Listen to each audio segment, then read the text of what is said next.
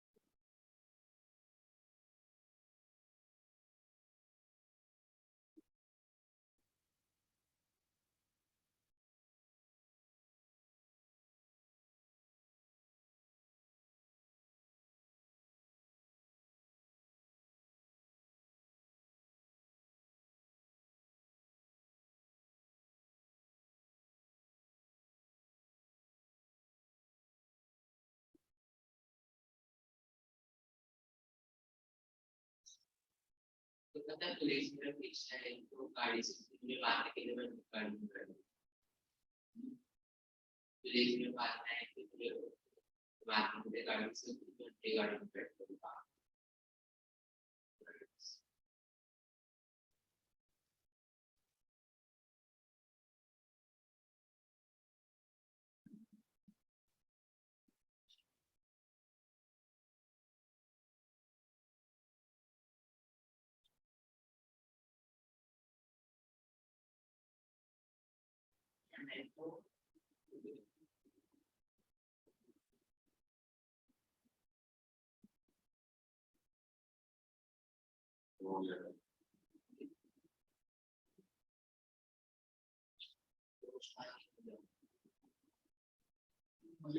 एक घंटे चुका हूँ पूरा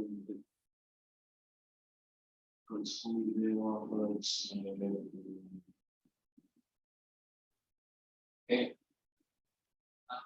तेरा कल स्कूल है लास्ट लेक्चर में आप क्यों नहीं आए थे? पेपर अच्छा हुआ सब? मार्क्स पता चला कि नहीं? हाँ आए थे मार्क्स याद नहीं है ऐसा क्या? कितना पहले 2 साल पहले नहीं आया था? ज्यादा कितने डेज पहले आए होंगे मार्क्स? रिजुल हाँ मैम। एग्जाम हो गया? हाँ मैम हो गया, मार्क्स भी बता दिए। मार्क्स आ गए? हाँ मैम। कितने हैं? मैम 36 आउट ऑफ 40 किसमें? हिंदी में। हिंदी में सबसे हाईएस्ट किसमें? 36 ही है मैम। हिंदी में सबसे अच्छा नंबर आया। हाँ वेरी गुड, कांग्रेचुलेशंस। ये बताइए आप लोगों का क्या मतलब 40 मार्क्स का हुआ था ना? कौन कौन से चैप्टर हुआ था?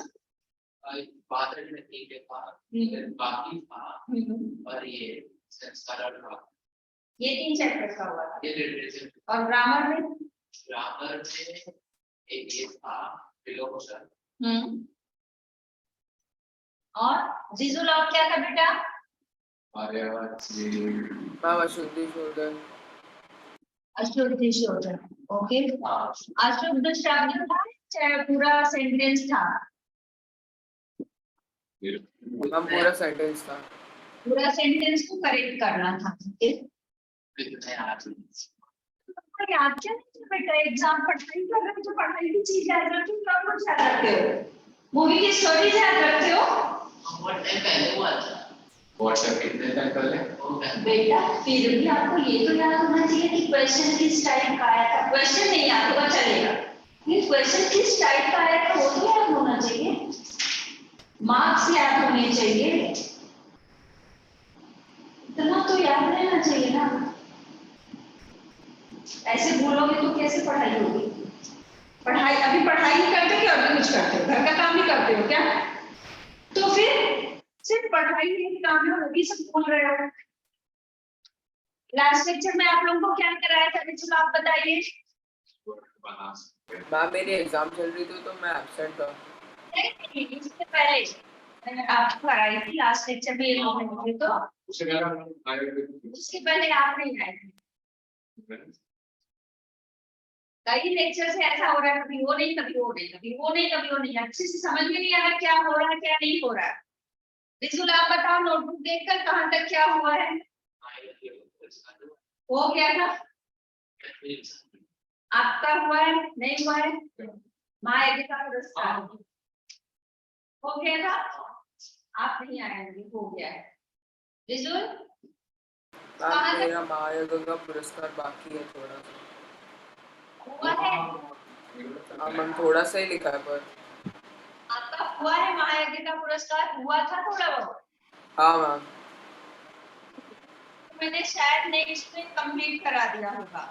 आप सबके समय थोड़ा हुआ होगा, उसके बाद कंप्लीट हुआ होगा। और इसके बाद अभी आज हम लोग क्या करेंगे? बड़े घर की बहू की विदा कराना था ना आप लोगों को, एकांक की संचय का आपको वो नहीं है, तो आप लास्ट लेक्चर में आपको क्या कराया था? एक क्वेश्चन आंसर हुआ है ना बेटा। इसका दूसरा क्वेश्चन आंसर आप अभी लिखो, और ये मत सोचना कि मेरा टाइम वेस्ट हो रहा है, क्योंकि आपको लिखने की प्रैक्टिस करना है, जो कि आप घर में टाइम कम देते होगे या नहीं भी देते होगे। नहीं मिल रहा है ना, तो वो काम यहाँ पर करो। प्रैक्टिस कंपलसरी आपको हिंदी के लिए। बुक लाए हो एकांक की संचय? हाँ, पीटूंगी मैं तुम्हें। स्कूल में क्या करूं बुद्धू तुम्हारा? रिजुल, अभी बड़े ये बहू की विदा नहीं हुआ है ना बेटा? नहीं मैम। तो बहू की विदा करेंगे, क्योंकि आपका उसमें सागर में माता ठंडी हो गया है, काफी हो गया है, महायज्ञ का पुरस्कार हो गया है, लेकिन इसमें सिर्फ एक चैप्टर हुआ है, संस्कार और भावना। सेकंड चैप्टर आज हम लोग इसका करेंगे। ग्रामर में आप लोगों का क्या क्या हुआ है मुझे याद नहीं है, आप बताएंगे? उपसर्ग प्रत्यय हो गया शायद, एक बार नोटबुक चेक करो। उपसर्ग प्रत्यय हो गया है, अनेक शब्दों के एक शब्द हो गया, नहीं हुआ? अनेक शब्दों की एक शब्द उपसर्ग प्रत्यय नहीं हुआ, पर्यायवाची विलोम हुआ है। अब हो गया। उपसर्ग प्रत्यय हुआ है ना, पर्यायवाची विलोम हाँ मैम हो गया। वो भी हुआ है, अनेक शब्दों के एक शब्द भी हुआ है, मुहावरे भी हुआ है, लास्ट टाइम आया तो मुहावरे भी हुआ है ना? अभी हम लोग क्या, अभी आप लोग का ग्रामर में सर्वनाम बचा है, विशेषण बचा है, भाववाचक बचा है, काल बचा है, अपठित हुआ है क्या? अनसीन पैसेज, यहाँ की बात बेटा मैं बोल रही हूँ। अपठित नहीं हुआ, पत्र नहीं हुआ, निबंध नहीं हुआ, काफी कुछ आपका बचा है। तो बीच में ये छुट्टियां पड़ जाती है, वैसे भी 1 घंटे का टाइम तो पता नहीं चलता, तो कोई बात नहीं, लेकिन ये इसके लिए आप लोगों को अभी थोड़ा टाइम निकालना पड़ेगा। आज सबसे पहले ये इसका सेकंड चैप्टर करेंगे, बहू की विदा। स्कूल में हुआ है, अभी चल रहा है, ठीक है। रिजल्ट, अच्छा हाँ, आप तो दोनों सेम स्कूल में हो। सेक्शन से चेंज है कि नहीं मैं बताती हूँ। सेक्शन सेम है या चेंज है? अलग है। रिजुल, आपके क्लास में हो गया है बहू की विदा? नहीं मैम नहीं हुआ। ठीक है, तो चलो फटाफट। नेताजी का चश्मा हो गया हमारे क्लास। बेटा वो तो साहित्य सागर का है ना, हाँ तो उसका लेकर चलना है, बहू की विदा भी तो करानी है, फिर इसके बाद नेताजी का करेंगे, ठीक है? इसके बाद ना, तो वही तुम्हें भी बोल रही हूँ, इसको पहले कर लो, क्योंकि अभी इसका सिर्फ एक चैप्टर हुआ है, तो इसका 2 तो हो जाएगा एटलीस्ट, तो इसका 2 हो जाएगा, तो फिर हम लोग नेताजी का चश्मा करेंगे, फिर ग्रामर करेंगे। बीच में छुट्टियां पड़ जा रही हैं। चलो फर्स्ट चैप्टर हो गया, अब सेकंड चैप्टर बहू की विदा। बहू तो सबको पता है बहू कौन होता है, विदा मतलब क्या होता है, विदा की मीनिंग बताइए। हाँ, बहू की विदा मतलब बहू की विदाई, बहू की विदा, ठीक है। अब इसमें पार्ट में क्या है कि आपको पता है एकांक में कैरेक्टर है, पात्र है, कैरेक्टर मतलब पात्र है ना। तो जैसा कि आपको बताया गया है कि जितने भी कैरेक्टर हैं उनके बारे में आपको सही से पता होना चाहिए, क्योंकि कभी कभी क्वेश्चन में किसी भी कैरेक्टर का चरित्र चित्रण पूछ लिया जाता है। चरित्र चित्रण मतलब उनके बारे में लिखने को कहा जाता है, ठीक है। तो अब इसमें पात्र परिचय सबसे पहले आप लोग देखिए, पात्र परिचय। मैं पात्र परिचय नहीं लिखूंगी, सिर्फ पात्र लिखूंगी। पात्र मतलब कैरेक्टर, ठीक है। जैसे किसी मूवी में सब अलग अलग कैरेक्टर होते हैं, कोई बेटा बनता है, कोई बहू बनता है। अटेंडेंस शीट पे साइन हो गया, ये ऑनलाइन में प्रेजेंट करना होगा, ऑनलाइन प्रेजेंट। तो उसी तरह से आपके इसमें अलग अलग कैरेक्टर हैं। नंबर 1 कौन है? जीवनलाल। इस पार्ट का मेन जो है वो है जीवनलाल। अब जीवनलाल कौन है? ये घर का हेड है, जैसे फैमिली का हेड कौन होता है? दादाजी होते हैं, दादाजी के बाद दादा दादी के बाद यहाँ इस फैमिली में दादा दादी नहीं है, पापा मम्मी होते हैं ना। तो उस तरह से मान लो फैमिली का हेड कौन है, जीवन लाल है, और ये क्या है, धनी व्यापारी है। सीधा ही लिख दिया गया धनी व्यापारी, धनी मतलब उसके पास पैसे हैं, अच्छा बिजनेस है उसका, ठीक है, धनी व्यापारी। और इसकी एज क्या है, 50 वर्ष, 50 इयर्स, ये याद रखना।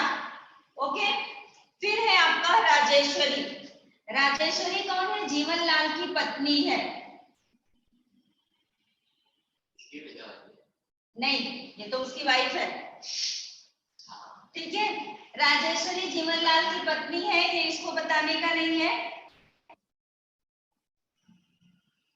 अब ये इसकी एज क्या है, 46 वर्ष। 46 कितना होता है, 46 इयर्स। ओके, इसके बाद है रमेश। रमेश कौन है, जीवन लाल का बेटा। उम्र इसकी कितनी है, यहाँ पर मैं बेटा लिख दे रही हूँ, जीवन लाल की कहानी चल रही है, ये जीवन लाल की पत्नी है, मैं ब्रैकेट में लिख रही हूँ, समझ लेना। बेटा, बेटे की उम्र कितनी है, 22 इयर्स की। ये कितना है रमेश, 22 वर्ष। इसके बाद इसकी पत्नी है कमला। रमेश की पत्नी का नाम है कमला, ये बहू है किसकी, जीवन लाल की, और रमेश की पत्नी है, इसकी उम्र है 19 इयर्स, 19 वर्ष। फिर है प्रमोद।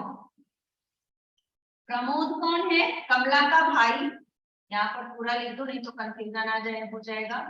कमला का भाई, सॉरी, हाँ, कमला का भाई, और इसकी उम्र है 23 वर्ष, 23 इयर्स।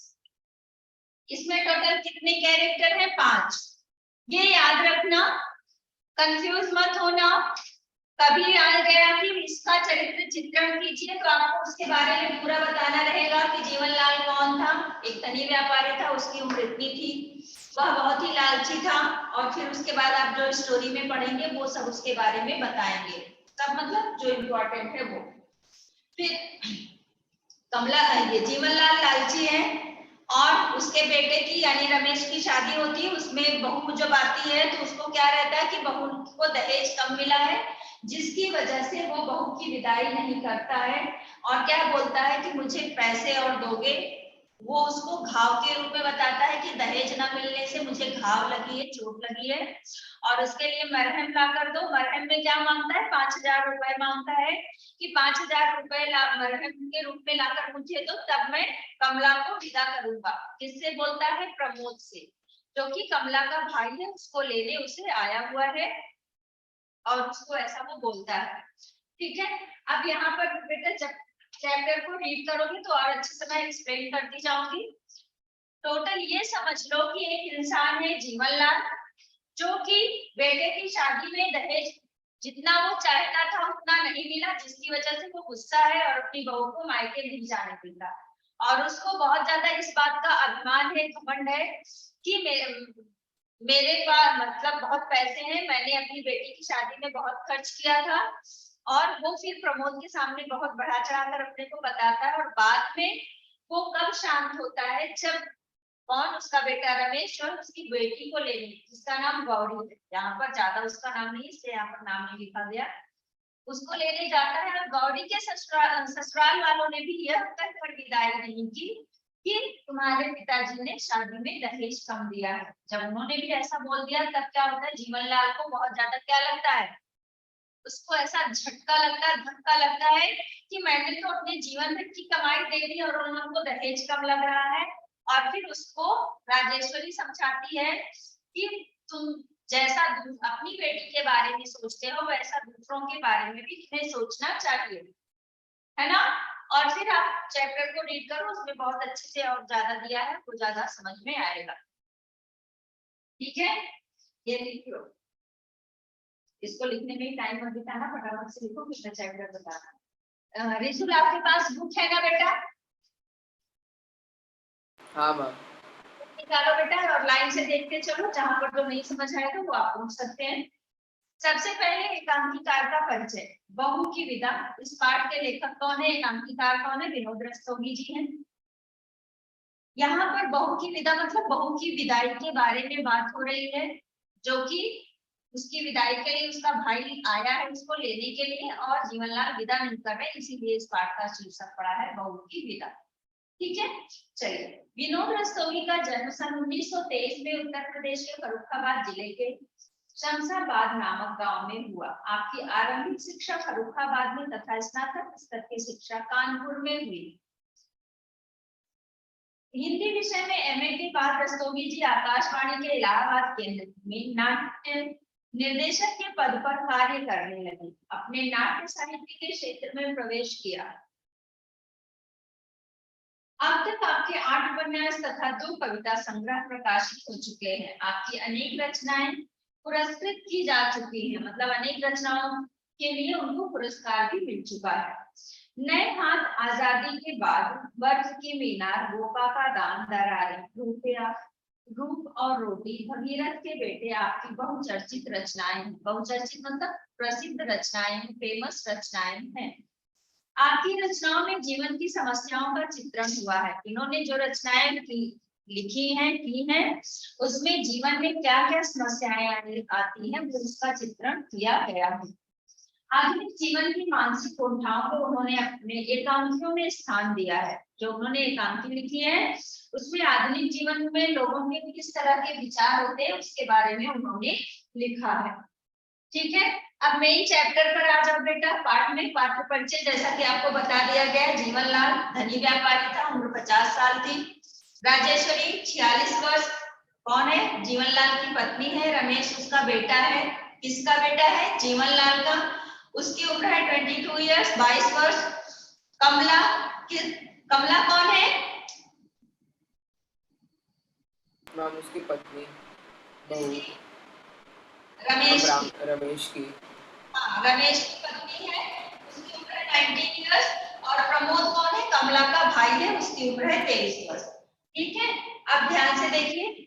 कमरा आधुनिक ढंग से सजा है। सामने की ओर बाएं कोने में रेडियो और दाएं कोने में पुस्तकों का रैक है। जो वर्ड डिफिकल्ट लगे, मीनिंग नहीं समझ आएगी, पूछ लेना। कमरे में के बीच में सोफा सेट है। गोल छोटी गोल मेज पर सुंदर फूलदान रखा है। कमरे में 2 द्वार हैं। द्वार मतलब 2 दरवाजे हैं। सामने वाला द्वार अंदर जाने के लिए और बाईं ओर का द्वार बाहरी बरामदे में खुलता है। दोनों में पर्दे पड़े हैं। दाईं ओर खिड़की है जो खुली हुई है। पर्दा उठने पर जीवनलाल खिड़की के समीप खड़े हुए दिखाई पड़ते हैं। वे बाहर की ओर देख रहे हैं। आंखों पर चश्मा है। भरे हुए चेहरे पर बड़ी बड़ी मूछें हैं। भरा हुआ चेहरा मतलब स्वस्थ है। जो स्वस्थ लोग होते हैं उनका फेस ऐसा थोड़ा मोटा सा होता है ना, तो उसको भरा हुआ चेहरा बोलते हैं। सिर गंजा है, धोती कुर्ता पहने हैं। मुख पर गंभीरता और समृद्धि के चिन्ह है। समृद्धि मतलब जैसे वो हर चीज से संपन्न है, ऐसा देख उनके चेहरे को देखकर लगता है। समृद्धि मतलब संपन्नता, हर चीज उनके पास है। उनसे कुछ दूर हटकर ही प्रमोद विनम्र भाव से खड़ा है। वह पैंट और शर्ट पहने हैं। चेहरे पर निराशाजन्य करुण भाव है। करुण मतलब दया के भाव है। और निराशाजन्य, उसके चेहरे को क्या देखकर क्या लगता है कि वो निराश है। इसका मतलब क्या कि उसने पहले भी जीवनलाल से विदाई के लिए बात की थी और जीवनलाल ने मना कर दिया, इसलिए वह निराश था। निराशाजन्य करुण भाव है। अब प्रमोद फिर से आकर पूछता है, आगे बढ़कर धीमे स्वर में, क्या निर्णय किया आपने? जीवनलाल, विदा नहीं होगी। जीवनलाल ने पहले भी बोला होगा और अभी भी बोल रहा है कि विदाई नहीं होगी, यानी कमला को विदा नहीं करेंगे। उसको विदा मतलब भेजना। ठीक है, तो कमला को नहीं भेजेंगे, विदा नहीं होगी। प्रमोद, लेकिन जरा सोचिए तो, यदि आपने विदा नहीं की तो बहन की क्या दशा होगी? दशा मतलब स्थिति, उसकी क्या स्थिति होगी आप उसको विदा नहीं करोगे तो? जीवनलाल, मैंने उसकी दशा का ठेका नहीं लिया। प्रमोद, हर लड़की पहला सावन अपनी सखी सहेलियों के साथ हंस खेल कर बिताने का सपना देखती है। जीवनलाल, जानता हूँ। जीवनलाल सोफे पर बैठकर जम्हाई लेते हैं, मानो जी प्रमोद की बातों से उब रहे हैं। जम्हाई मतलब उबासी लेगा ना, जब किसी की बात से कोई बोर होने लगता है तो ऐसा उबासी लेता है ना, जैसा बस बहुत हो गया, आप नहीं सुन सकता ऐसा। तो इस तरह से जीवनलाल करता है। यहाँ पर बेटा जो ये बात हो रही है कि सावन में अपनी सखी सहेलियों के साथ, इसका मतलब समझ आया रिजुल आपको, या आपको समझ में आया क्या? हाँ क्या बताओ?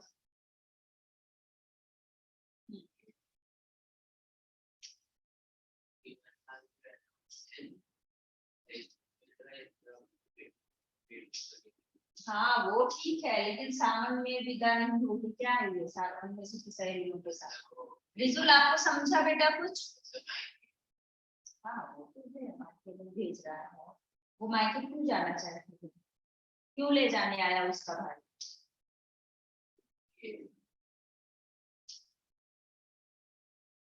रिजुल आपको समझ में आया कुछ? उसका भाई उसको मायके क्यों ले जा रहा है? हाँ मैम। क्या फिर बताओ।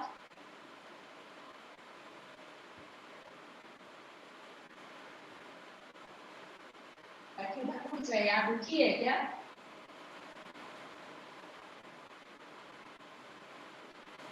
क्या बताओ रिजुल, समझ में आया तो बताइए बेटा, नहीं आया तो मैं बताऊं? मैम थोड़ा आया, आप वापस रिपीट कर देंगे? जो आया उतना बोलो, फिर मैं बताती हूँ, जितना आया वो बताओ। मैम वो अपनी सखी सहेलियों के साथ मतलब हंस कर खेल कर बताने का सपना देखती है, तो वो उन्हें ठीक है सखी अभी। सहेलियों के बताने के लिए लेके जा रहे हैं। हाँ ठीक है, अभी उसमें क्या था कि प्रमोद लेने आया था, क्यों उसने ये बोला ना कि उसका पहला सावन है, यहाँ लिखा है ना कि हर लड़की पहला सावन। अभी पहले के समय में क्या प्रथा थी कि जब लड़कियों की शादी होती थी, आपको पता होगा कि लड़कियां पहले इतना कॉलेज पढ़ना या फिर ऐसा दूर दूर की पढ़ाई के लिए नहीं जाती थी ना, उनकी ज्यादा फ्रेंड्स नहीं होती थी ना, दोस्त या सहेली जो भी बोलो नहीं होते थे। वो लोग क्या था, वो गांव में जो आसपास में लोग रहते थे वही उनकी दोस्त और सहेली होते थे। और लड़कियों की शादी कर दी जाती थी, और शादी के बाद जब उनकी विदाई होती थी, ससुराल जाती थी, तो पहला सावन जो पड़ता था, सावन क्या होता है? श्रावण मास जानते हैं? अभी कौन सा महीना हाँ चल मैम महीना होता है, श्रावण चल रहा है अभी। रहा है ना? तो हाँ मैम। इसमें कौन कौन सा फेस्टिवल आएगा ये बताओ? श्रावण मास में कौन कौन सा फेस्टिवल आता है? मैम गणेश चतुर्थी। हाँ गणेश चतुर्थी आता है, गणेश चतुर्थी, हाँ रक्षाबंधन भी आता है, नाग पंचमी सुना है, वो भी आता है, जन्माष्टमी भी आता है ना। तो पहले क्या होता था, लड़कियों की जब शादी होती थी, वो ससुराल जाती थी, तो पहला जो सावन पड़ता था, सावन महीना, उसमें उनको मायके बुलाया जाता था। तो ये सावन के महीने में आती थी, तो वो अपनी और एक नहीं, सारी लड़कियां जितनी भी होती थी, सारी लड़कियां ससुराल से मायके इस मौसम में आती थी और एक दूसरे के साथ मिलकर एंजॉय करती थी। क्यों? क्योंकि वही उनका एंजॉय करने, घूमने टहलने का वही उनका था, उस समय में वो सब आपस में मिले और एक दूसरे के साथ खुशी से रहे, मनाए। तो वही वो लेने, इसीलिए प्रमोद उसको लेने आया हुआ है। ठीक है, जीवनलाल जानता हो गया। प्रमोद यह जानकर भी, प्रमोद बोलता है कि आपको ये पता है, तब भी जीवनलाल अपना निर्णय सुना चुका हूँ, विदा नहीं हूँ। प्रमोद, यदि मैं कमला को बिना लिए गया तो माँ का हृदय टूट जाएगा। प्रमोद ने अपनी माँ के लिए बोला जीवनलाल से कि यदि मैं कमला को बिना लिए जाऊंगा तो माँ का हृदय टूट जाएगा। जीवनलाल, मैं मजबूर हूँ, अगर माँ बहन का इतना ही ख्याल था तो दहेज पूरा क्यों नहीं दिया? प्रमोद दीन स्वर में, आप अपनी सामर्थ्य के अनुसार जितना हो सका हमने दे दिया। प्रमोद जो है दीन भाव मतलब वैसा अपनी वो मजबूरी व्यक्त कर रहे हैं कि मुझसे जितना हो सकता था मैंने अपने सामर्थ्य मतलब अपनी शक्ति के अनुसार, अपनी औकात के अनुसार या क्षमता के अनुसार मैंने दिया। फिर भी यानी अगर फिर भी कम है, ऐसा वो बोलना चाहता है जीवनलाल कड़े स्वर में। अगर तुम्हारी सामर्थ्य कम थी तो अपनी बराबरी का भर देते, झोपड़ी में रहकर महल से नाता क्यों जोड़ा? इससे आपको क्या लगता है कि जीवनलाल को अपने पैसे का अहंकार, घमंड था, अहंकार था, है ना। उसने क्या बोला कि अगर तुम्हारी सामर्थ्य कम थी तो अपने बराबर का घर देते, झोपड़ी में रहकर महल से नाता क्यों जोड़ा, क्योंकि वो अपने घर को महल जैसा बता रहा है और उसको बोल रहा है कि झोपड़ी में रहते हो तो झोपड़ी वाले से रिश्ता करते, महल से रिश्ता क्यों किया। प्रमोद खान जोड़कर जी, प्रमोद हाँ करके तुम्हारी बात, हाँ ठीक है। अभी भी है कहीं कहीं पर, लेकिन पहले बहुत ज्यादा था कि जब लड़की वालों को बहुत नीचा समझते हैं, मतलब वो लड़की वाले हैं, मतलब वो उनको कुछ भी सुना दो, तो इस तरह से जीवनलाल प्रमोद को कुछ भी सुना रहा था। जीवनलाल उठकर आवेश से टहलते हुए, देना तो दूर, बारात की खातिर भी ठीक से नहीं की गई, मेरे नाम पर जो धब्बा लगा, मेरी शान को जो ठेस पहुंची, भरी बिरादरी में जो हंसी हुई, उस तरह की चोट का भाव आज भी हरा है। जाओ कह देना अपनी माँ से कि अगर बेटी की विदा कराना चाहती है तो पहले उस भाव के लिए मरहम भेजे। इनका भाव क्या था, भाव किस चीज को बोला है रिजल इन्होंने, जीवनलाल ने,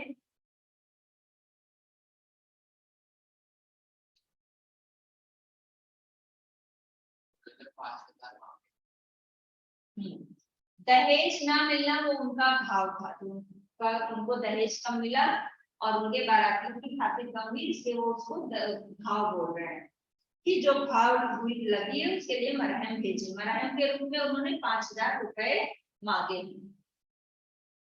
प्रमोद जी आप इस तरह तो विदा कर जी आप इस बार समय तो विदा कर दें, हम गौने में आपकी हर मांग पूरी करने की चेष्टा करेंगे, चेष्टा मतलब कोशिश करेंगे। यहाँ पर एक शब्द है गौना, गौना मतलब होता है शादी के बाद जो विदाई होती है, लड़की फिर एक बार मायके आती है और दोबारा जब ससुराल जाने लगती है तो उसी को गौना बोला जाता है। तो वही प्रमोद बोलता है कि जब दूसरी बार हम विदाई करेंगे उस समय आपकी हर डिमांड पूरी कर देंगे, आपकी हर जरूरत मतलब जो आप मांग रहे हैं वो दे देंगे। यहाँ तक क्लियर रिजुल? हाँ मैम। आगे देखिए बेटा, जीवनलाल मैंने दुनिया देखी है, जीवनलाल क्या बोलता है कि मैंने दुनिया देखी है प्रमोद, ये बाल धूप में सफेद नहीं हुए हैं और तुम उत्तेजित स्वर में, उसके बाद उत्तेजित मतलब जोश में आकर, यहाँ भड़काया हुआ लिखा है, भड़क कर, जोश में आकर भड़क कर, कल के छोकरे मुझे बेवकूफ बनाना चाहते हो, कल के छोकरे मतलब अभी कल के लड़के, और तुम मुझे बेवकूफ बनाना चाहते हो, मुझे बहुत ज्यादा अनुभव है। प्रमोद यहाँ आप क्या कह रहे हैं? जीवनलाल ठीक कह रहा हूँ, मेरा फैसला आखिरी है, विदा तभी होगी जब 5,000 नकद दायां हाथ फैलाकर इस हाथ में रख दोगे। उन्होंने अपना दायां हाथ फैलाया कि जब 5,000 नकद इस हाथ में रख दोगे तब विदा होगी, ऐसा वो बोलते हैं। प्रमुख आदेश में, यह तो सरासर अन्याय है, सरासर मतलब पूरी तरह से अन्याय है। शिकायत आपको हमसे है, उस भोली भाली लड़की ने आपका क्या बिगाड़ा है जो विदा ना करके आप उससे बदला ले रहे हैं। अगर रमेश बाबू होते, उन्होंने क्या बोला कि अगर रमेश बाबू होते, उनके कहने का मतलब था कि शायद वो विदा कर देते। इस पर जीवनलाल क्या बोलता है? रमेश कौन है? मैम उनका बेटा, जीवनलाल का बेटा। तो वह क्या कर लेता? जीवनलाल ने बोला तो वह क्या कर लेता, मेरे सामने मुंह खोलने की हिम्मत नहीं है उसने, वह मेरा बेटा है, तुम्हारी तरह बड़ों के मुंह लगने की बदतमीजी करने वाला कोई आवारा छोकरा नहीं। प्रमोद अपमान से तिल मिलाकर, अब किसी को अपने ही घर पर इस तरह से बार बार उल्टा सीधा बोलोगे और उसको वैसा आवारा और ये बोलोगे तो तुमको क्या लगेगा? अच्छा लगेगा, मजा आएगी ना, बहुत अच्छा बोल रहे हैं, क्या लगेगा रिजुल? मैम बुरा लगेगा। बुरा लगेगा, इसी तरह से प्रमोद को भी बुरा लगा। अपमान से तिल मिलाकर बाबूजी बेटी वाला समझकर ही आप मेरा अपमान कर रहे हैं, किंतु यह ना बोलिए कि आप ही बेटी वाले हैं। उसको बहुत गुस्सा आ गई, पहले तो उसने बर्दाश्त किया और बाद में जब उसने हमारा छोकरा जीवनलाल ने बोला तो उसने बोला कि आप मुझे बेटी वाला ही समझकर मेरा अपमान कर रहे हैं, परंतु ऐसा न भूलिए कि आप भी एक बेटी वाले। यहाँ तक क्लियर? जीवनलाल हाँ हम भी बेटी वाले हैं, लेकिन तुम्हारी तरह नहीं, पिछले महीने हमने भी अपनी गौरी की शादी की है। गौरी कौन है? जीवन लाल की बेटी है। इसमें थोड़ा सा एक पार्ट आया है गौरी का, इसलिए उनका नाम उसमें डायरेक्ट इसमें पात्र परिचय में कहीं नहीं दिया है, ठीक है। लेकिन अगर कभी आ गया तो आपको पता होना चाहिए कि गौरी जीवन लाल की बेटी है, क्योंकि आंसर में भी लिखा है, तो लिखना रहेगा। उसमें है एक क्वेश्चन कि जीवन लाल को दूसरी चोट किसने दी, तो दूसरी चोट उसकी बेटी गौरी के ससुराल वालों ने उसे दी थी, ठीक है। वो अभी आप देखेंगे कहाँ पर। लेकिन तुम्हारी तरह नहीं, पिछले महीने हमने भी अपनी गौरी की शादी की है। वह खातिरदारी की बारात वाले दंग रह गए। दंग रह जाना क्या है? दंग रह जाना क्या है वो बताओ। मुहावरा, मीनिंग, हाँ वही है, वो भी मतलब बताओ इसका। दंग रह जाना मतलब मुहावरा है, हैरान रह जाना। इतना दहेज दिया कि देखने वालों ने दांतों तले उंगली दबा दी। दर्द मिश्रित आदेश, तुम मेरी बराबरी करोगे? बेटी वाले होकर भी हमारी ऊंची है, समझे। इस तरह ये शब्द से क्या लग रहा है कि उसके शब्द कैसे थे? अहंकार पूर्ण, अभिमान वाले शब्द थे कि बेटी वाला होने के बाद भी मेरी मूंछ ऊंची है। यहाँ पर मूंछ ऊंची का क्या मतलब है? मूंछ होना तो वो सम्मान से रिलेट कर देना, तुम्हारी तो नाक कट गई, तुम्हारी तो नाक रह गई, तो ये क्या उसको मान और सम्मान से जोड़ा जाता है, नाक और मूंछ। इस तरह से उसने कहा कि फिर भी हमारी मूंछ ऊंची है, समझे। प्रमोद जी। जीवन लाल रमेश गया है गौरी को विदा कराने। कलाई पर बांधी घड़ी देखकर कुछ देर में उसे लेकर आता ही होगा। मेरी बेटी पहला सावन यहाँ बिताएगी। तुम्हारी बहन के सपने कभी पूरे नहीं होंगे और उसके सपनों के खून का दाग तुम्हारे हाथों और तुम्हारी माँ के आंचल पर होगा। जीवनलाल ने क्या बोला कि रमेश गया है, मेरी बेटी आ रही होगी, वह अपना सावन यहाँ मनाएगी अच्छे से, लेकिन तुम्हारी बहन का सपना कभी पूरा नहीं होगा। क्यों नहीं पूरा होगा? क्योंकि तुम और तुम्हारी माँ ने दहेज कम दिया है। प्रमोद व्यंग से, जो हमारी बहन है क्या वह आपकी कोई नहीं है? जीवनलाल तेजी से, बेटी और बहू को एक ही तरह पर तोड़ना चाहते हो। बेटी बेटी है और बहू बहू। यहाँ पर क्या है? जीवनलाल बेटी और बहू में अंतर रखता है। क्या बेटी और बहू में अंतर रखना चाहिए? नहीं मैम। ना, बहू वो भी तो किसी की बेटी है। अब इस घर में वो बहू होकर आई है वो बात अलग है, लेकिन किसी के घर की तो बेटी है, और मेरी बेटी किसी के घर जाएगी तो बहू बनकर जाएगी, लेकिन मेरी बेटी तो इस तरह से अगर बहू और बेटी को इक्वल करेंगे तो हम दूसरी की बेटी को अगर अपनी बेटी समझेंगे तो मेरी बेटी को भी अगला अपनी बेटी समझेगा, नहीं तो वही होगा जैसा जीवनलाल के साथ हुआ, ठीक है। तो इस तरह से जीवनलाल ने बोला कि बहू और बेटी में अंतर होता है। प्रमोद ठीक है, जब आप अपनी जिद पर अड़े हैं तो विनती करना व्यर्थ है। रुककर धीमे स्वर में, क्या जाने से पहले एक बार बहन से मिल सकता हूँ। अब प्रमोद को लगा क्या जब ये विदाई नहीं करेंगे तो बार बार कहने से अच्छा क्या कोई फायदा नहीं, और फिर उन्होंने जीवनलाल से बोला कि क्या एक बार जाने से पहले बहन से मिल सकता हूँ? जीवनलाल जरूर, और हाँ उसे यह भी बताते जाना कि अगली बार मेरे लिए मरहम लेकर विदा कराने कब आओगे। ऊंचे स्वर में, अरे सुनती हो गौरी की माँ, जरा बहू को भेज दो, अपने भाई से मिल ले आ। सहज स्वर में, मैं तब तक देखूं कि माली के बच्चे ने झूला डाला या नहीं। द्वार की ओर बढ़ते हैं, द्वार का पर्दा हटाकर बोलते हुए गौरी के लिए झूला डलवा रहा हूँ लॉन में, और फिर आगे जा रहे होते हैं, जैसे होते ना चिढ़ाने के लिए, मैं तो जा रहा हूँ अपनी बेटी के लिए झूला डलवाने, ऐसा करके बोलते हुए जाते हैं और फिर मुड़कर देखते हैं कि प्रमोद कैसा, मतलब प्रमोद की तरफ देखकर ऐसा बोल रहे हैं। जीवनलाल का प्रस्थान, प्रस्थान मतलब जीवनलाल वहां से चले जाते हैं। प्रमोद थका सा सोफे पर बैठ जाता है, अंदर से कमला आती है। चांद से सुंदर मुखड़े पर उदासी की घटा।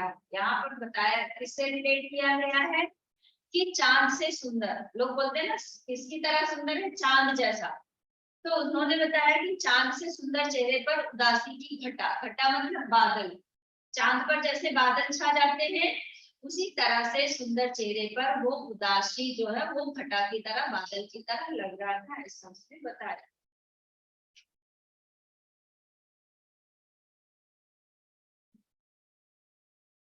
हाँ हाथों में लाल चूड़ियां हैं, रेशमी साड़ी ब्लाउज पहने हैं। प्रमोद के पास जाकर चुपचाप खड़ी हो जाती है, सिर नीचा किए, और वो अपने भाई के पास आकर सिर नीचा करके खड़ी हो जाती है। प्रमोद भारी स्वर में, बैठ जाओ कमला। कमला पास ही बैठ जाती है। प्रमोद, अच्छी तरह तो हो। कमला सिसकने लगती है, और ऐसा पूछने पर कमला जो है वो सिसकने, यानी सिसकना मतलब कौन बताएगा? आसानी लगती है। सिसकना। अच्छा सिसकना। नहीं सिसकना नहीं, सिसकने की मीनिंग बताइए रिजुल। रिजुल मैम नहीं पता। सिसकना मतलब रोना। रोने के कई तरीके होते हैं ना। एक इंसान ऐसे आंख में आंसू भर कर भी रोता है, एक होता है अंदर अंदर सिसक कर रोता है, एक होता है चिल्ला कर रोता है। तो वो सिसक के अंदर से मतलब रो रही थी एकदम, तो सिसकने लगती है। प्रमोद आर्द्र स्वर में। प्रमोद की बहन रोएगी तो भाई रोएगा कि नहीं रोएगा? नहीं रोएगा। लेकिन इस केस में नहीं, अभी वो ससुराल में बहन है और भाई गया है, तो भाई वहां रुलाने लगेगा उसको। भाई भी दुखी हो जाएगा ना, बहन दुखी होगी तो। अगर वो दुखी करेगा तो वो हंसेगा। हाँ, वो दुखी करेगा तो हंसेगा, लेकिन ससुराल में कोई नहीं हंसता। ससुराल में भाई दुखी करने भी नहीं चाहता, है ना। और वहां पर जब बहन दुखी थी तो भाई को भी रोना आ गया, तो इसलिए आर्द्र स्वर में मतलब ऐसे रोने जैसे उसकी गले की आवाज आई। पागल मत बनो कमला, रो मत, मैं कहता हूँ रो मत। इन मोतियों का मूल्य समझने वाला यहाँ कोई नहीं है। पानी से पत्थर नहीं पिघल सकता। कमला सिसकती है, भैया क्या? प्रमोद, घबराओ मत, मैं जल्दी ही फिर आऊंगा, और उस बार विदा अवश्य होगी, क्योंकि मैं चोट का मरहम लेकर आऊंगा। कमला ना समझने के ढंग से, अब कमला को समझ में नहीं आया कि कैसा मरहम लेकर आने की बात कर रहे हैं, तो पूछती है मरहम। प्रमोद, हाँ कमला, हमारे व्यवहार से बाबूजी के कलेजे में घाव हो गया है, उन्हें मरहम चाहिए, और उस मरहम की कीमत है 5000 रुपए। कमला चौंक कर भाई की ओर देखती है। अब कमला सोचती है, क्योंकि उसकी इतनी हैसियत नहीं थी ना, इतनी क्षमता नहीं थी कि वो इतना पैसा दे सके, इसलिए कमला चौंक कर उसकी तरफ देखती है। हाँ, उस समय 5000 बहुत थे, और वो थोड़ा इतने सही भी नहीं थे, मतलब उनकी स्थिति बहुत सही नहीं थी, दूसरे उनके लिए तो बहुत ही बड़ी बात थी। प्रमोद, तुम चिंता ना करो कमला। ओके, मरहम का प्रबंध हो जाएगा। इस गिरे हाल में भी मकान 7-8 हजार में तो बिक ही जाएगा। अब प्रमोद ने कैसे सांत्वना दिया, कैसे समझाया। अपना घर बेचकर मैं पैसे लाऊंगा, ऐसा वो बोलता है कि कैसी भी स्थिति में घर जो है 7-8 हजार का तो बिक ही जाएगा, तो मैं उसमें से 5000 लाकर इनको दे दूंगा, ऐसा वो बोलता है। कमला व्याकुलता को आग्रह से, मेरी विदा के लिए घटना बेचना गया, आपको मेरे से सुहाग की सौगंध है। अब कमला को क्या लगता है कि मेरे लिए भाई घर बेच देगा तो रहेंगे कहाँ ये लोग, और इनके बाद भी एक और बहन थी, उसकी भी शादी करनी थी, इसलिए कमला ने उसको अपनी सौगंध दी। रिजुल, क्या बात है, वीडियो ऑफ क्यों हो गया बेटा? रिजुल, हाँ मैम। क्या नींद आने लगी? नहीं मैम, मैं अभी सो के उठा। अभी सो के उठा, वही नहीं बेटा, ठीक है। इसके बाद उसने ऐसा बोला कि मैं आपको मेरे सुख स्वाद की सौगंध क्यों मना कर दी, क्योंकि उसको पता है कि अगर घर बिक गया है तो लोग कहाँ रहेंगे, और बहन की शादी भी करनी है तो कहाँ से बाद में होगा, इसलिए उसने कसम दिलाई। प्रमोद, यह क्या कह रही हो तुम? क्या तुम नहीं जानती कि पहला सावन सबकी सहेलियों के साथ माँ के घर बिताओ? कमला, किस लड़की की यह कामना नहीं होगी भैया, लेकिन उस कामना की पूर्ति के लिए इतनी बड़ी कीमत चुकाना कहाँ तक ठीक है। 7-2 साल में विमला का ब्याह भी आपको करना है। आवेश में आकर, वो आवेश यानी जोश में आकर बोलती कि 1-2 साल में आपको कमला का ब्याह भी तो करना है। प्रमोद बीच में ही, लेकिन तुम कमला, मेरी चिंता आप ना करें, सच विदा न होने से मुझे जरा भी दुख ना होगा। प्रमोद, कमला कमला गौरी आ रही है। प्रमोद ने पूछा, कमला मतलब कि क्या तुम्हें सच में दुख नहीं होगा? तो कमला बोलती है कि गौरी आ रही है, बहुत अच्छा स्वभाव है उसका, हर समय हंसती हंसाती ही रहती है। उसके साथ रहकर मुझे सखी सहेलियों की कमी बिल्कुल नहीं अखरेगी। अखरेगी मतलब महसूस नहीं होगी। आप विश्वास करें भैया, लेकिन आज नहीं तो कल प्रमोद, लेकिन आज नहीं तो कल रुपया तो देना ही पड़ेगा कमला। कागज के टुकड़ों पर अपना स्नेह और प्यार बेचने वालों के बीच तुम इस तरह कब तक रह सकोगी? उसने क्या बोला कि जो लोग पैसे को ही महत्व देते हैं उनके बीच तुम इस तरह से कैसे कब तक रह सकोगी? कमला, धीरे धीरे सब ठीक हो जाएगा भैया। माँ जी तो ममता की मूर्ति है, बाबूजी जरा जिद्दी स्वभाव के हैं, समय के साथ वे भी सब भूल जाएंगे। कमला ने क्या बोला कि माँ जी जो है वो बहुत ही सीधी है और ममता की मूर्ति है, यानी बहुत प्यार करने वाली है, और बाबूजी यानी उनके लिए जीवन लाल के लिए बोलती है कि वो थोड़ा जिद्दी है और धीरे धीरे वो भी नॉर्मल हो जाएंगे, सही हो जाएंगे। प्रमोद, मुझे तो ऐसा नहीं लगता, सब एक ही धातु के बने हैं। धातु मतलब हाँ वो तो मीनिंग वही है, लेकिन धातु की मीनिंग बताइए। आपको क्या था वो मुहावरा वाक्य? वो मुहावरा नहीं है बेटा, वो लाइन क्या था? सब मुझे तो नहीं लगता सब एक ही धातु के बने हैं, ऐसा होता है। कपड़े के? नहीं बेटा, धातु मतलब कपड़ा थोड़ी होगा। रिजुल, आपको पता है धातु की मीनिंग? हाँ मेटल। तो धातु बोलते हैं, ठीक है। तो उसने कहा कि सब एक ही धातु के बने हैं। हो सकता है माँ जी की ममता सिर्फ दिखावा हो। उसने बोला कि हो सकता है माता जी जो ममता दिखा रही वो उनका दिखावा हो, बाकी वो भी वैसे ही हो जैसा वो जीवनलाल है। अंदर से राजेश्वरी का प्रवेश। इतने में अंदर से राजेश्वरी आती है। गोरा रंग, स्वस्थ शरीर, सफेद साड़ी और ब्लाउज पहने हैं। राजेश्वरी कैसा दिखावा भैया? अब राजेश्वरी ने इतना सुन लिया था कि शायद वो उनका दिखावा हो, उन्होंने पूछ लिया कि कैसा दिखावा भैया? प्रमोद चौंक पड़ता है, उसको लगता है अरे इन्होंने सुन लिया, इस तरह से वो चौंकता है। कमला और प्रमोद उठने का उपक्रम करते हैं। उपक्रम मतलब अब घर में कोई बड़ा आता है तो क्या करते हैं? हाँ वो तो ठीक है, लेकिन अभी तो बहुत कम बच्चे करते हैं, है ना? बैठे कोई आए जाए क्या फर्क पड़ता है। लेकिन वो लोग क्या कि जब वो माता जी आती है, यानी जब राजेश्वरी आने लगती है, तो प्रमोद और कमला दोनों खड़े होने लगते हैं। राजेश्वरी दूसरे कोच पर बैठती हुई, बैठे रहो तुम लोग हंसकर, क्या बातें हो रही थी भाई बहन में? प्रमोद बस कुशल सेम पूछ रहा था। कुशल सेम मतलब कुशल मंगल, यानी हाल समाचार पूछ रहा था। यहाँ तक क्लियर? रिजुल? हाँ मैम। राजेश्वरी हाँ करते हैं, क्या कहा उन्होंने? प्रमोद मौन रहता है, मौन रहना मतलब चुप रहता है। कमला दृष्टि नीची कर लेती है और कमला भी नीचे की तरफ देखने लगती है। राजेश्वरी समझ गई, अपनी जिद के आगे तो वह किसी की सुनते ही नहीं। जब तुम्हारी चिट्ठी आई थी तभी मना कर रहे थे, मैं तो समझाते समझाते हार गई, क्या कहा उन्होंने? और फिर राजेश्वरी बोल रही है कि जब तुम्हारी चिट्ठी आई थी, चिट्ठी क्यों आई थी? हाँ विदाई के लिए आई थी। उन्होंने मैसेज क्यों नहीं किया, कॉल क्यों नहीं किया?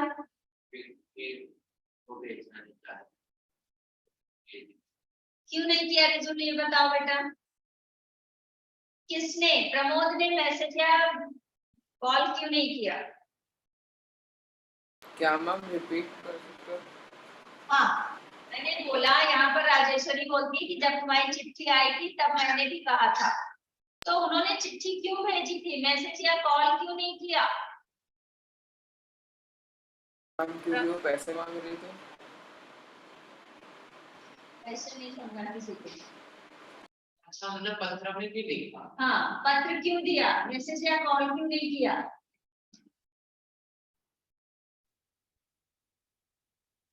रिजुल समझा? क्योंकि उस समय वो सब सुविधाएं नहीं थी। मेरे को नहीं समझ आ रहा है, कंफ्यूज हो रहा है। कोई नहीं बेटा, उस समय पत्र राजेश्वरी ने बोला कि तुम्हारा पत्र आया था तभी मैं उनको बता रही थी, लेकिन वो नहीं माने। तो मैं क्वेश्चन कर रही थी कि प्रमोद ने पत्र क्यों भेजा था, मैसेज या कॉल क्यों नहीं किया था? तो इसलिए नहीं किया क्योंकि उस समय ये सुविधा नहीं थी। ओके समझ आ गया।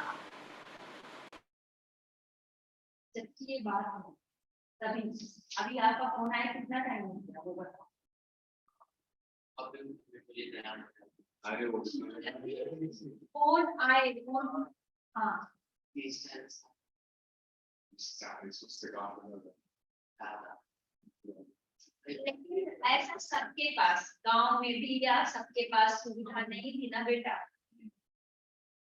अभी तो हर गांव हो या कहीं भी हो, एक छोटे छोटे काम करने वाले छोटे छोटे लोगों के पास हाँ पहले लैंडलाइन हुआ करता था, सीपीयू हुआ करता था, सीपीयू नहीं पीसीओ हुआ, पीसीओ हुआ करता था, लोग वहां जाते थे पैसा जमा करते। ये करना है सब तो अभी आपका करीब 20 साल से इतना ज्यादा हो गया है। पहले तो किसी किसी के घर में एक सिटी में एक गांव में तो होता ही नहीं था, या किसी गांव का बहुत बड़ा ऐसा होता है उसके एक घर में होता था तो पूरे गांव वाले उससे बात करते ऐसा था। तो उस समय में लोग चिट्ठियां ज्यादा देते थे, इसलिए प्रमोद ने पत्र लिखा था। ठीक है,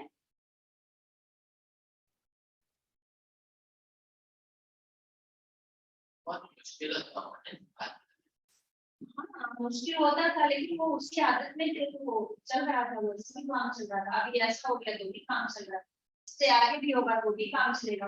अभी मैसेज होने लगा, इसके पहले कहाँ होता था, नॉर्मल कॉल करते थे लोग फोन में सब, फिर अभी सर इतनी चीजें आप फोन पर कर सकते हो, हर चीज हो गया। तो जब जैसा रहता है तो थोड़ा सी आदत हो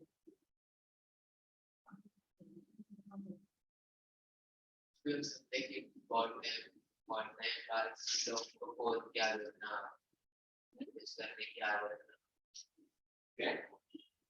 ऐसा होता है कि बहुत नए बार के जो मैसेज करने क्या कोई दूसरी आदत नहीं रहेगी। हाँ ये भी उन्हें बहुत मुश्किल लगता होगा। अभी तो है ना वॉइस रिकॉर्ड करके भेज दिया, मैसेज भी नहीं किया मतलब हाँ वो भी करते हैं लोग, मैसेज भी नहीं टाइप करना है बस। बहुत सालों बाद तो मतलब समझ रहे हो ना, हाँ कुछ ना करना पड़े, सिर्फ हो जाए कुछ करना ना पड़े, इसीलिए आपको लिखने की आदत नहीं पड़ रही भाई साहब, लिखिए। समझ आया, बिना लिखे काम नहीं चलेगा, लिखने की प्रैक्टिस करो, एग्जाम में तो बिल्कुल नहीं काम चलेगा। विजुअल आगे देखो बेटा, वहां तक मेरा वो पेज गया हो गया। राजेश्वरी, मुझसे शर्म कैसी, मेरे लिए जैसे रमेश वैसे तुम, बोलो कितना रुपया चाहते हैं वे। राजेश्वरी को पता था कि वो पैसे के लिए ही ऐसा कर रहे हैं, वो विदाई नहीं कर रहे, इसलिए वो पूछती है कि बोलो कितने पैसे चाहिए उन्हें।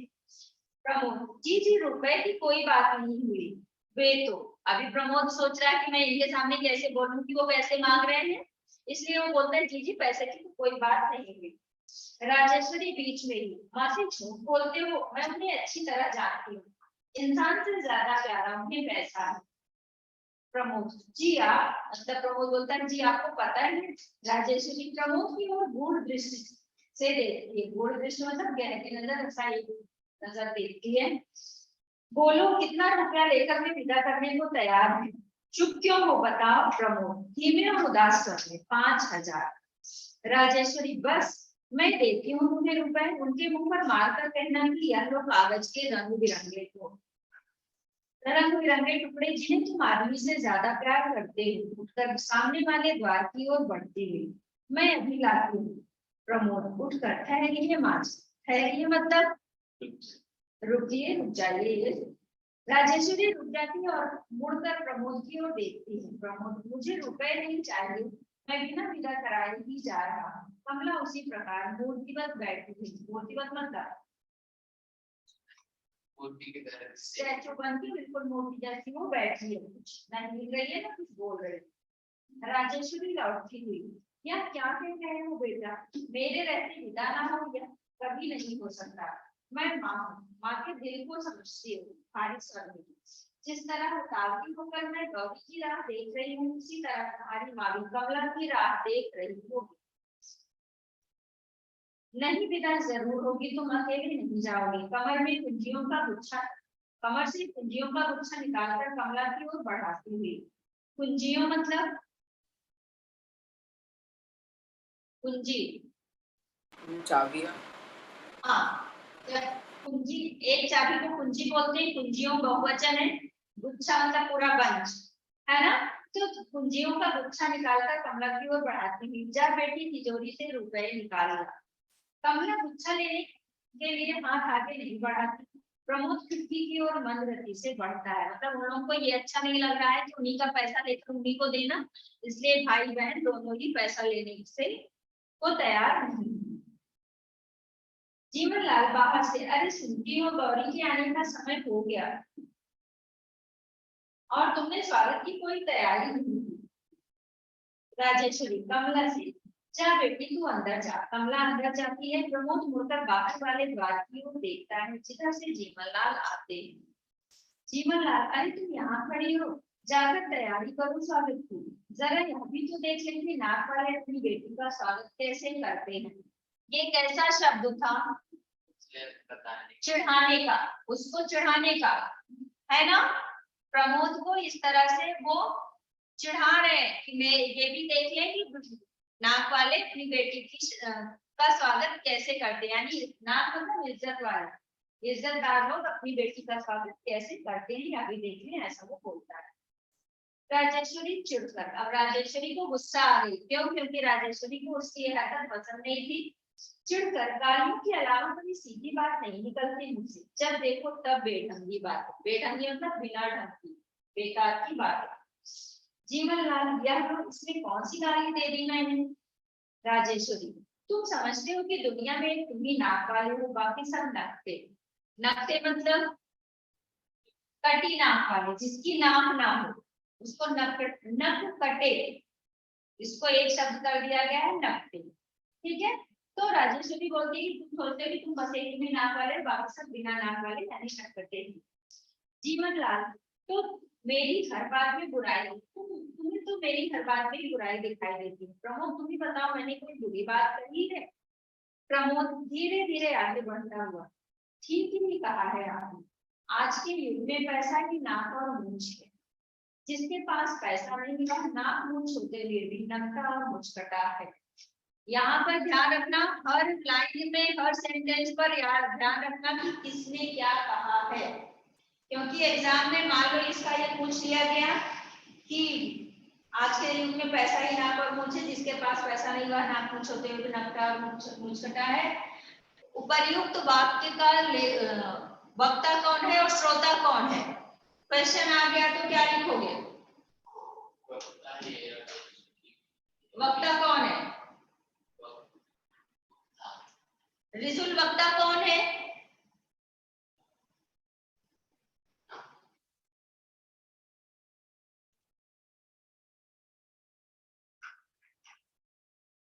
क्या हुआ बेटा? राजेश्वरी नहीं, जीवनलाल नहीं, यहाँ पर कौन बोल रहा है? प्रमोद बोल रहा है ना बेटा। वक्ता मतलब बोलने वाला, श्रोता मतलब सुनने वाला। आईसीएसई का सबसे पहला चीज सीख लो कि वक्ता मतलब बोलने वाला, श्रोता मतलब सुनने वाला, क्योंकि उसके कहीं ना कहीं क्वेश्चन में तो पूछा ही जाता है। ठीक है। तो यहाँ पर ये शब्द कौन, ये वाक्य कौन कह रहा है? ये प्रमोद कह रहा है। रिजुल, अपनी बुक में देखो, प्रमोद ने बोला है ना ये। इसके पहले राजेश्वरी कई जगह पर आया है, लेकिन सेम सेंटेंस नहीं है, अलग अलग, थोड़ा चेंज है। तो ये ध्यान रखना है कि कहां पर किसने क्या कहा है। ठीक है। चलिए, तो नेपथ्य से हार्न का स्वर। प्रमोद ने कहा कि हाँ आप सही कह रहे हैं कि जिसके पास पैसा नहीं है वह नाक और मूंछ रहते हुए भी नकटा और मुचकटा है। इसके बाद नेपथ्य मतलब पीछे से हार्न की आवाज आती है। हॉर्न मतलब किसी गाड़ी का हॉर्न बज रहा है, वो आवाज आती है। राजेश्वरी प्रसन्न स्वर में, राजेश्वरी खुश हो जाती, किस लिए? उसको लगा मेरी बेटी आ गई। नहीं, सुनो, नहीं आती है। आ गई मेरी गौरव, राजेश्वरी से। अरे खड़ी खड़ी मेरा मुंह क्या देख रही हो, अंदर से मिठाई की थाल लाओ। राजेश्वरी उसी प्रकार खड़ी रहती है। किसने कहा था ये? जीवनलाल ने कहा था कि आ गई मेरी बेटी, और फिर वो राजेश्वरी से बोलता है कि जल्दी जाओ अंदर से मिठाई की थाल लाओ। राजेश्वरी उसी प्रकार खड़ी रहती है, उसकी दृष्टि बाहर वाले द्वार की ओर है। प्रमोद भी उसी ओर देख रहा है। अंदर वाले द्वार के पर्दे की ओट में कमला खड़ी है। ओट मतलब ओट मतलब पीछे। हाँ उसके पीछे ओट में वैसे खड़ी है, कमला खड़ी है। बाहर से उसका हाथ दिखाई दे रहा है। जीवनलाल बड़े उत्साह से द्वार की ओर बढ़ते हैं, तभी बाहर से रमेश आता है। इकहरे बदन का सुंदर नवयुवक है। इकहरा बदन मतलब क्या? इकहरा बदन, बदन मतलब पहले बताओ, फिर इकहरा मतलब बॉडी। बदन मतलब एक तो बदन होता है, एक वदन होता है, दोनों की मीनिंग अलग होती है। आवाज बता दो आपको क्या होता है। बदन मतलब क्या? बदन मतलब बॉडी, बदन ये। रिजुल आपको पता है बदन और बदन में अंतर? एक होता है वदन और दूसरा होता है बदन, इसमें अंतर बताएं। कौन सा बदन, किसके मतलब बॉडी होती है? नीचे वाले मैम नीचे वाला। नीचे वाले से बॉडी होती है, शरीर होता है। ऊपर वाले से क्या होता है? अंदर से कैसे है? ओ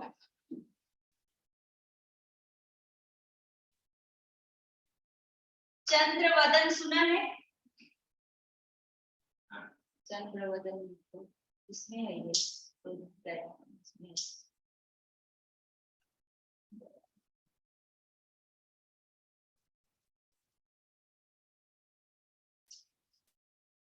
मैम वदन मतलब कहना बोलते हैं। क्या बेटा? मैम वदन मतलब कुछ कहना। नहीं, बदन मतलब होता है फेस, चेहरा।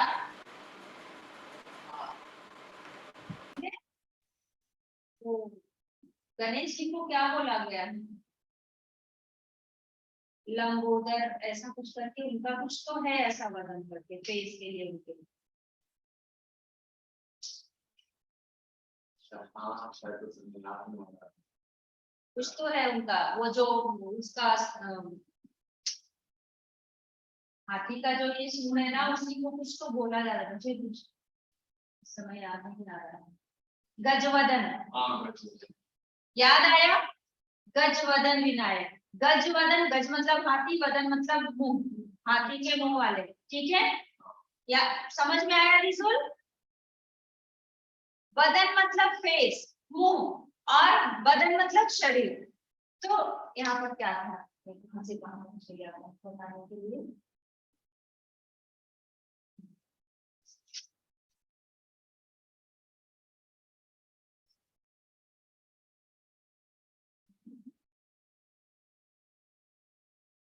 हाँ, इकहरे बदन का सुंदर नवयुवक है। इकहरा बदन मतलब जो पतले लोग होते हैं ना, पतले मतलब बहुत ऐसा हड्डी वाले पतले नहीं, जो थोड़ा स्वस्थ होते हैं लेकिन बहुत मोटे नहीं होते, उनको इकहरा बदन।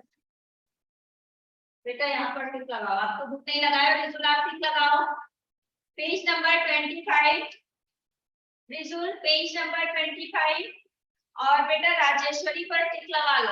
नेक्स्ट लेक्चर हम लोग इसको कंटिन्यू करेंगे, कंप्लीट हो जाएगा फिर क्वेश्चन आंसर करेंगे। ठीक है, आज आप लोग होमवर्क में एक क्वेश्चन इसका ले लो। होमवर्क भी तो जरूरी है, क्योंकि इतना गैप मिलने के बाद तो होमवर्क जरूरी है।